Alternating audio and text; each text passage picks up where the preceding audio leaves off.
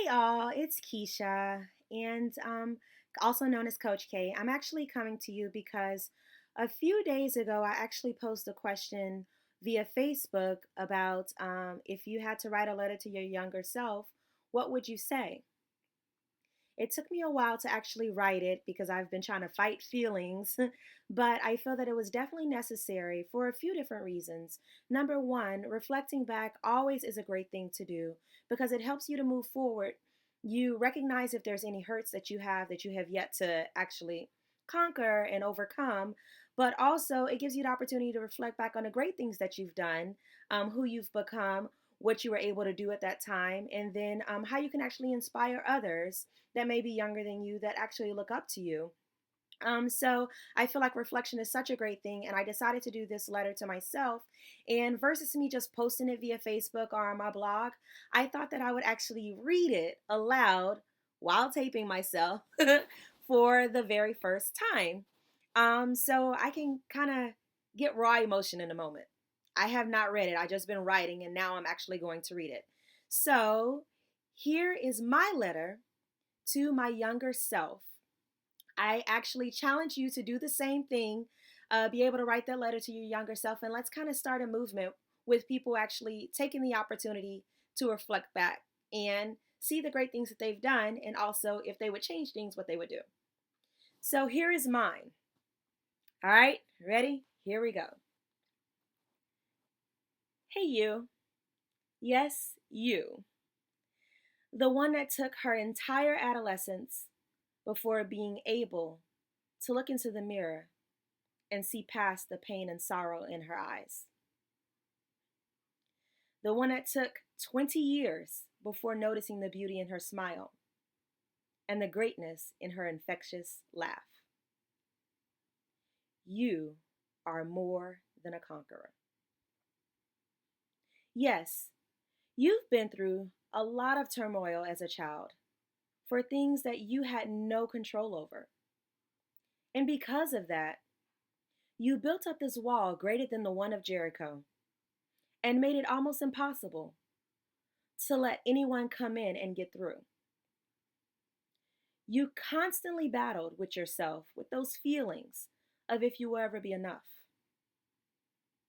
You fought hard, really hard, above all that you've experienced through your childhood.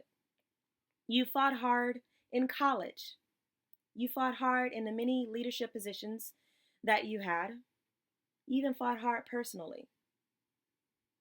And I just want to note that there is nothing ever wrong with putting your best foot forward and fighting for what you believe in. But there is something wrong with not ever noticing the greatness of you, going years as a workaholic and not stopping to smell the roses and recognize the great things that you've done. So I am here to tell you, girl, chill out. You are already fabulous. Don't ever be afraid to stop and smell the roses because you fear if you stop, your past will catch you. It will not happen. You are not your mom, nor her mistakes. You are not your dad, nor his lack to be present and to protect.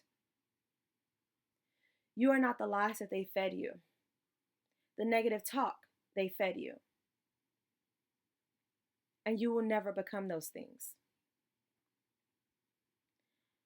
You were made to conquer. Fearfully and wonderfully made in his image. And you will impact a multitude of lives. Your mid to late 20s will be some of your great social times and professional highlights. But don't wait until then to recognize how great you are. You will be a great motivator to all of those who encounter you. But I tell you, allow others to give that back to you in any way that they can. No one can do it like you. No one will ever be able to do it like you. And that's okay. But you have to be open to receiving the love that others choose to give in their own unique way.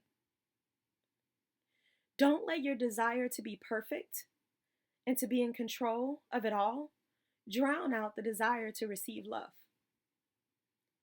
Because here's a newsflash, girl, you are not perfect, nor will you ever be. So accept yourself, flaws and all. Don't wait until 29 to have a hard cry. Don't look at crying as a weakness. Notice the strength in vulnerability. It doesn't make you weak, it makes you human. As for your love life, it is absolutely okay to date, and to date a lot. So when you do settle down to get married, if that is the path that you choose, you would not have to fight the feelings of learning how to be in a relationship and a marriage at the same time, because you didn't really open yourself to experiencing relationships. About your self worth, you are impeccable, vivacious woman who knows her worth very early on. But trust, no matter how hard or how strong you are in this department, there will be that one that will come along and try to diminish what God built in you. Just remember to reflect every day on your greatness. So when that sneaky devil comes around during your most vulnerable state to try and slyly take you away, you will quickly recognize it, call it out, and move the hell on. There will be that one that will love you exactly as you are, not wanting to change a thing. From your big hair, big personality, alpha female attitude, and really big old marshmallow underneath it all, he will recognize the beauty in it all and love it as God intended it to. Do not settle for anything less than that. You are great at giving advice, and you've even been great at following the advice you share. But simply because you are human and not a superhero, there will be those times that you will need that support system to fall back on and remind you of the greatness. So I say to you, mend those broken relationships with your parents. Love on your siblings every single day. And keep yourself open to receiving love from those God bring in your path.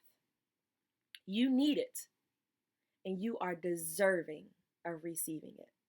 Oh, I'm such a big crybaby. I hope you enjoyed that transparency of me. And I hope it also inspires you to write a letter to your younger self. Maybe you can release some things too. Thank you all for watching. Wish you the very best. Love, peace, and abundant blessings. Bye, all.